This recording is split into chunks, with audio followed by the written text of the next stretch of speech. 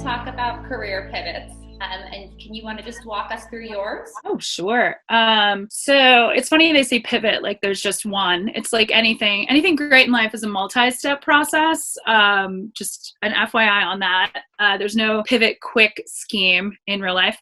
But yeah, I was a corporate attorney. I was a complex corporate litigator, bankruptcy attorney during the last financial crisis. So I've got lots of thoughts on that, and I'm super glad I'm not on that side right now. But I did that. I graduated from law school 2007, went straight to the big Wall Street law firm, worked in the big name firm, did the whole thing, the successful big law thing. I hated it. I was good at it. I did not love it. But you know what? It was if you were good at it. Well, because just because you're good at something doesn't mean you should do it.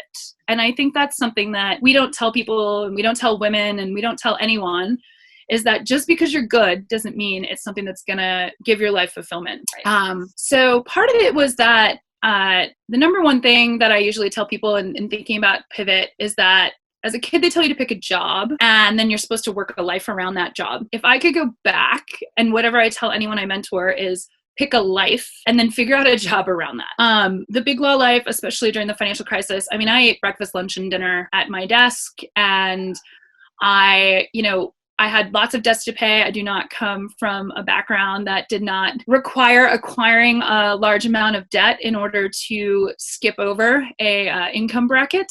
So I had a lot of obligations during that time, which is what motivated me. I was always a hard worker. I was always going to do the best, and I wanted to be the best because that's that A+ mentality. But I was just really unhappy. I didn't know the kind of lifestyle I wanted was going to be more flexible. I wanted to be outside more. I wanted to be giving back more. I wanted to be more community oriented. And then the real crux of it is that I wanted a proactive life, and being a lawyer is a very reactive life, or at least a litigator. Complex corporate litigation is something happens, you react to it. And I didn't want that. I wanted a more proactive life. I wanted to feel like I had a little bit more control. I also worked with big corporations, and I wanted to work with real people. And I realized that in that life, that wasn't going to work for me. And with the law, I love the law, and I use the law every day. It gives me an edge in absolutely everything I do. Though if anyone's contemplating it, go to business school, not law school. We could talk about that in a totally different talk, but that's my big number one thing. Go to business school, or actually don't go to grad school at all. But that's a grad school degree that I'm not using. Yeah, grad school is one of those things that that could be a whole separate talk about the racket of making people go to grad school. But yeah, I was just really unhappy. I was working with nonprofits on the side, and people say it's your side hustle. It wasn't necessarily a hustle. It was my side joy. Basically, I started realizing that there were things that I was learning in that capacity that I liked better, that I felt more adept to, that I enjoyed more. And I started thinking about making a change in my career. How do I get closer to that full-time rather than part-time? Kind of a long story, but yeah, realizing things were making me happy. Benchmarks or ways before you made that leap? Absolutely. I wanted to pay off my student loans. That was massive. I was like, you can't stop using this degree until you've paid for it. And that was something that was the biggest benchmark. And to be fair, as soon as that was done, it was really hard to stay motivated in that space. I also had certain skills I wanted to acquire. And I think that that's something that's very helpful for people in whatever your current position is. Is there something you can extract from it? Is there a skill, a client, a person you wanted to be with, to learn from? If there's a department you kind of want to figure out how it works, or if you want to go in a different direction. And so I started doing a lot of that. I looked around at the opportunities I had, and I wanted to make sure that I didn't walk out of my current situation without having taken absolutely everything I could get from it. And for me, it was, I wanted more direct client contacts. I wanted to manage cases. I wanted to do a little bit of business development. I wanted to write a Supreme Court brief.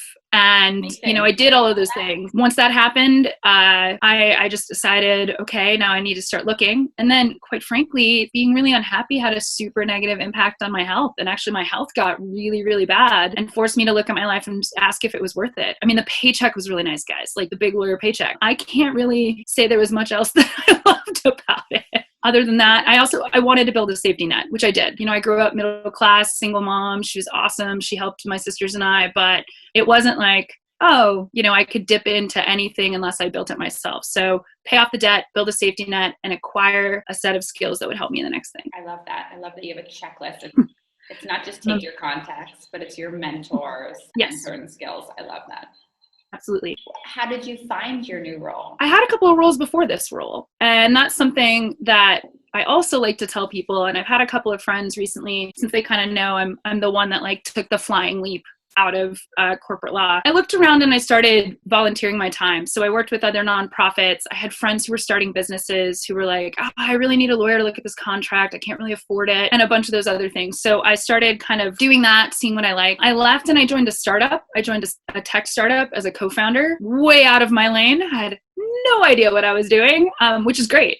Everything was new. Everything was build your own equity, choose your own adventure. We're not the next Instagram, which makes me super sad because that would be great. I would have been talking to you about how to retire before 40, but unfortunately that is not the case. That's our goal. Exactly. Actually, I'm not big on the retire before 40 thing. I'm on a live a life that you don't need to retire from kind of thing. So I think there's a lot of those goals that are pushed on women. I'm just just build a life you like, and then you don't have to try to escape it in any capacity. But yeah, I think I did that, and I learned a ton of things. I learned how to deal with an outsourced app team in India and all these other places, and Pakistan. I learned about marketing. I went through a tech incubator. I pitched VCs. But in all of that time, I also was still doing a lot of community work. I was working with community organizers. I sat on a couple of nonprofit boards, and I just kept piecing things together. And then ultimately I got a job with a nonprofit that I had worked with in law school as kind of a pastime, and took over partnerships and development there. And then from one of the boards I was sitting on, I was actually offered this job. So it took some time. I mean, there was a 5-6 year transition between leaving the law and having this job. But every little step along the way really mattered. And when I look at it now, I couldn't possibly do everything that my job requires now without each step along the way, no matter how crazy some of them were. There's things that I understand now because I took a weird contract gig or I helped a friend. So it was a long pivot, but every single thing kind of got me to the right place. So it was a lot of networking, and then just putting yourself out in the circles you want to be in. Getting involved. Yes, getting involved. And if you want to try a new skill, nonprofits are kind of a great way to do it, but there's a technique to that. And I will give you this very important thing. Do not call a nonprofit and be like, what can I do? Yeah. You're basically asking an overburdened organization to create a job for you to make you feel good. What you can do is call them and be like, I am a marketing whiz. I crush it at social media. I noticed that yours might need a little help. I'd like to kind of intern for you. I'd love to write up a strategy, etc. Or I am a finance machine. I'm wondering if you're, optimizing all of the things you could be doing. If you come in with a very specific thing and you email them, then they're going to call you back and be like, let's talk. When can you start? It's the kind of I want to help. That's awesome. I'm probably going to ask you for a check. That'd be easier. But if you know exactly what you want to do to get involved in your community, what skills you want to put in, that is that's a game changer. And that is what I did. It gave me a lot of work to do. I got very busy very quickly, but that's how you do it. Gotta get in there. Yeah, there's a line I love that's make yourself useful. Yes, absolutely. Amazing. Now, tell us about Share Winter. So Share Winter is a fund. It's a foundation, but it's not a private foundation. So we do accept public donations. It was started actually as an initiative of the U.S. ski and snowboard team to get more kids active in winter sports and to get more people overall interested in skiing and snowboarding. So what we do now is I raise a bunch of money and then I give it all away to grassroots organizations that are teaching kids who are traditionally denied access to the sport. So kids who usually don't fit the profile of a skier or a snowboarder, which tends to be affluent, white, male, lives in a mountain town, and get them involved in these life-changing sports. And then I also sit on the committee for the growth of the sport, the national committee with the trade associations. And I'm basically a diversity and inclusion advocate. I'm basically just a bit of a rabble-rouser, challenging the norms in this very niche industry. But they've been super amenable, so I'm excited about that. But we also offer consulting and guidance to our individual nonprofits. We're a sounding board. They can call me if they don't want to call their board and say, I just lost a funder, what do I do? or I don't know how to handle the fact that I have to let all of my part-time staff go because of the economy right now. So we're an advocate and also a consultant for each of our grantees. And are you a skier then? I am a snowboarder, yes. Got it. Very cool. And my season was cut short, and it is very hard to know the mountains are out there without me, but stay home now, shred later. Amazing. And obviously this is a challenging time for people. You made the pivot. What would you say to people who are looking to pivot during this pandemic? I think the interesting thing is, like, crisis is kind of a great time to evaluate your goals because you're forced into it. So you might as well maximize this moment where you have to wrestle with your anxiety. I'd say the first thing you do is really sit down and ask yourself what you want and what you're willing to sacrifice. I talk to a lot of people and they're like, I'm going to take a pay cut, or I'm going to have to maybe put off having a family for a couple of years. And we're already stressed to the max and asking ourselves what life is like. So why not take this really challenging time and think, okay, like if I'm literally starting from scratch, what do I want my life to look like and what is it going to take to get there? Because that's really critical. I think if you don't really know what you want, you're gonna bounce around a little bit and you're gonna be like, I'm still not happy. So I think starting there and not trying to jump into like whatever the next thing is just because you have to, if you have the privilege to do that, if you have some downtime. Now, a lot of people are treating this like there's downtime. Most of us aren't having downtime. We're either side hustling, we're raising kids, we're taking care of parents, we have a partner that might be sick and quarantined in our own house. There's a lot of stuff that's happening. So don't feel pressure to do that right now. But if that is your reality, or if that helps you gain a sense of control, this is a good time to just put it all down, list it out, and start looking at it on paper and really confront yourself with what kind of changes you really want to make. Yeah, I'm using that time to do a lot of journaling. Yes. Forced pause. Absolutely. So one question from the crowd, and then we'll wrap up because we like to stick to the 15 minutes. Sure. What's your biggest challenge that you've overcome in your journey? Ooh, in the transition or in just like life generally? Generally.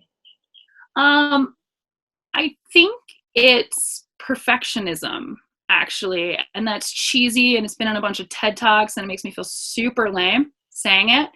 But it's real. I think the idea of what I thought my life should be, and that idea of perception, I think that we're so tasked with knowing what we want to do or what we want to be all the time. And then we set these goals, and then we have this idea of what that looks like and what the perfect version of that is. Nothing is perfect. I have my dream job. It is not perfect. I have bad days. My life is not perfect because I switched careers. There's other stuff I need to do. And I think accepting that, and accepting that that's 100% okay. And also other people's perception of perfection is not yours. Another cheesy quote that's getting passed around but really works is that comparison is the theft of joy. I don't live in a big house. I am not a partner at a law firm. By some people's standards, I have utterly failed. But I have friends that have that, and they're like, how on earth do you get to snowboard and work with community and still meet with like really important people and do the work you want to do? And how do you make that work and pay your bills? And, you know, you've got to remember that everyone's always looking for something, no matter what they have. That's part of life. And if you can get over that, the rest of the stuff isn't so scary. It's not easy, but it's less scary. Redefining